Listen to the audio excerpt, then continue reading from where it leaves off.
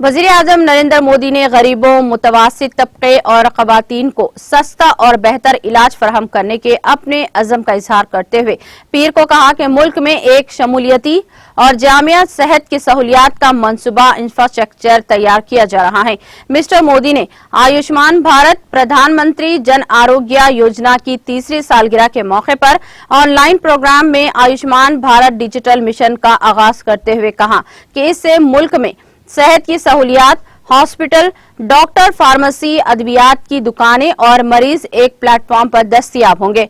Platform में मुल्क के दूर दराज इलाकों में भी शहरियों को सीनियर डॉक्टर और माहिरीन के मशवरे हासिल हो सकेंगे।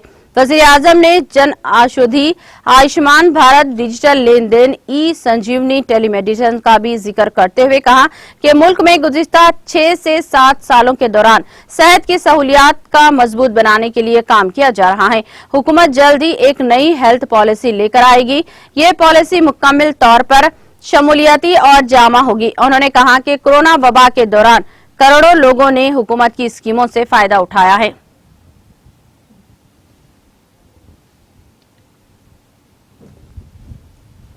बीते 7 वर्षों में देश की स्वास्थ्य सुविधाओं को मजबूत करने का जो अभियान चल रहा है वो आज से एक नए चरण में प्रवेश कर रहा है और ये सामान्य चरण नहीं है, ये असामान्य चरण है। आज एक ऐसे मिशन की शुरुआत हो रही है जिसमें भारत की स्वास्थ्य सुविधाओं में क्रांतिकारी परिवर्तन लाने की बहुत बड़ी ताकत है। साथियों, 3 साल पहले पंडित दीनदयाल उपाध्याय जी की जन्म जयंती के अवसर पर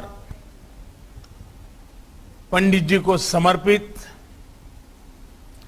आयुष्मान भारत योजना पूरे देश में लागू हुई थी।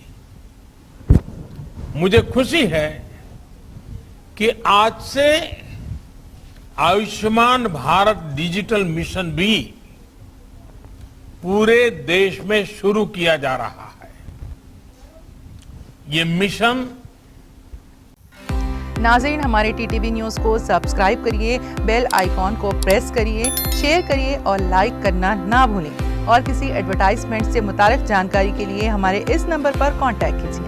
हमारा नंबर है 9550102020।